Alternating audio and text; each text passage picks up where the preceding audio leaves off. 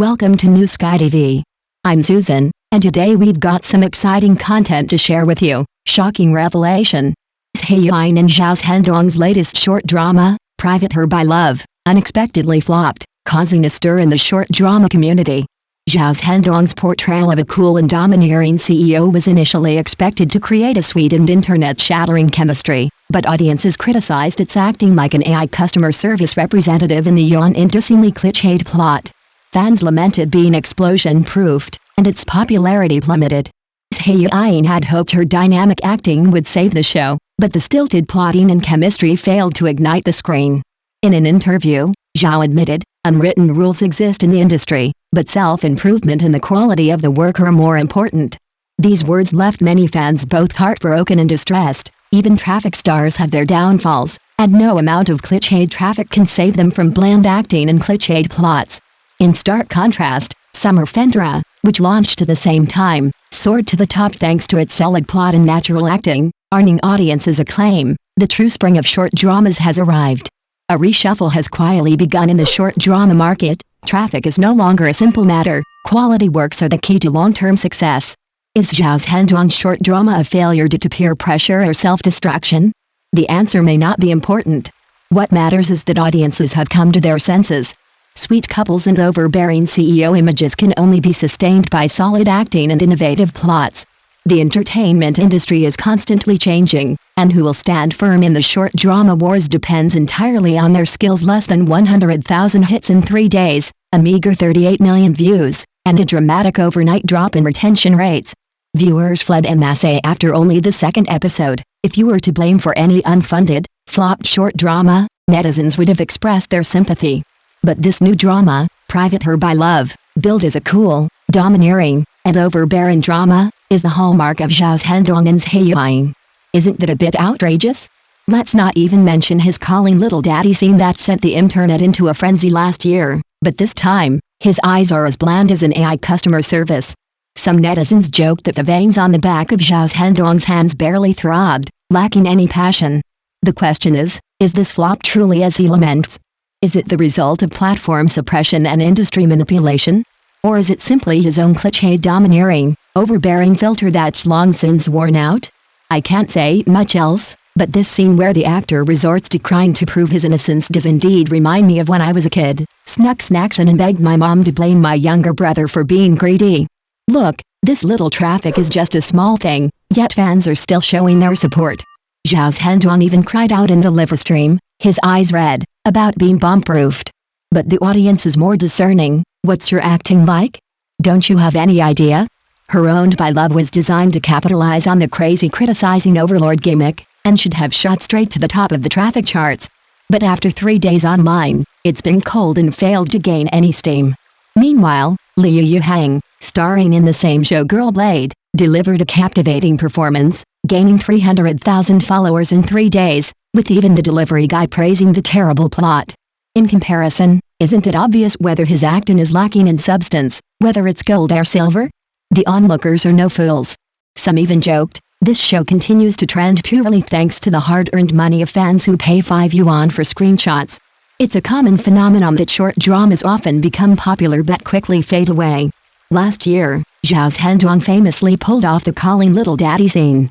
Today, faced with a new drama struggling to maintain a 48% retention rate, he offered no apology for quality, instead resorting to self-torture.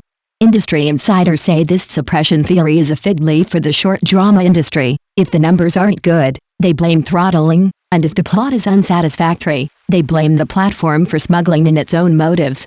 But a closer look reveals cliched dialogue, dry emotions, and thin characterizations. How could viewers have the patience to chew through such raw material? Some even exclaimed that Zhendong's acting resembled AI, unable to muster even a hint of dominance, lacking the inherent "the user you dialed is currently on a call" soundtrack.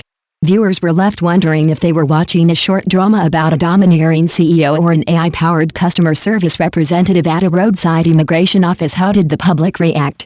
They were actually quite vocal, spreading the word in WeChat groups. This show's acting is so watered down. I feel like Zhendong's casting is similar to the casting at Zhai bookstore downstairs. The script was like an assembly line, and the characters were pasted together like templates. Fans joked about the male lead's unique AI training method, while passers-by reacted with a chilling response, "Why don't he just film a commercial selling eye drops? I guarantee you'll be trending online." It seemed chaotic at first, but in reality, it was calm. Traffic tycoons implying the victim were paraded onto the stage, as if the problem was entirely someone else's fault. Fans were constantly hustling for stats and flooding the screen with comments, while the industry was filled with sympathy. The actors felt wronged, the platforms were shady, and traffic was everywhere. But Zhao's Zhendong's approach wasn't an isolated one. Short-form video series are in turmoil, and the industry ecosystem is seriously ill. Audiences are tired of formulaic performances in the industry's involution, and ratings are plummeting. Which of the key elements, content, acting, or script, is truly impressive? Some production teams frowned, demanding they stop obsessing over the platform and pay more attention. Some viewers even joined in the fun, saying, "Actually, the plot isn't even as good as the old man downstairs playing landlord." Others sided with the opposition, resolutely defending their protégés. The platform's mechanisms are too rigid, and Zhao's Zhendong has been wronged. Competitors are just jealous and are targeting him.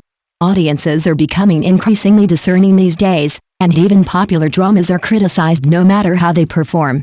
It sounded like defending their own children, saying their failing exams weren't a matter of skill, but rather the difficulty of the questions and bias of the teacher. This false calm seemed peaceful, but undercurrents were surging, and everyone was dissatisfied. Then, public opinion suddenly shifted, and the real drama unfolded. It turned out that the real reason the show was pushed to the bottom of the ratings wasn't the platform, the industry, or the audience's negative reviews, but simply the show itself. Consider the equally phenomenal hit Summer Fandora. With a low-budget production and lead actors Liu Xiaoxu and Guo Yuxin, both with no established backgrounds, it still soared to the top of the charts thanks to its genuine emotions and cinematic aesthetics. Their stories are solid, their emotions are nuanced, their footage is spot on, and their fans are promoting them themselves. Even the Jinan Times published an article praising them as a model of new-style short dramas. Consider the fierce competition in the short drama industry. What are the minds of the Love Makes We're Your Own team doing? They're solely focused on traffic, fan economy, and chart topping, but who truly cares about polishing the content? Looking back, this isn't the first time Zhao's Zhendong has resorted to limiting traffic and shifting the blame. With his previous drama, The Night Seduces, the team immediately blamed the show for its poor performance, saying, "The platform is suppressing me. The industry is shady." By now, audiences have figured out the trick. Even gas station attendants can recite the next line. Isn't the phrase Ziyanglan Sao-style misery just an unspoken industry joke? Why, in the same market, on the same platform, can some others create critically acclaimed hits, while your domineering CEO persona fails, sending viewers fleeing en masse after just 2 episodes? It's nothing, it's just laziness. He didn't put enough effort into the script, didn't polish the characters, and ended up relying on live streaming to gain popularity.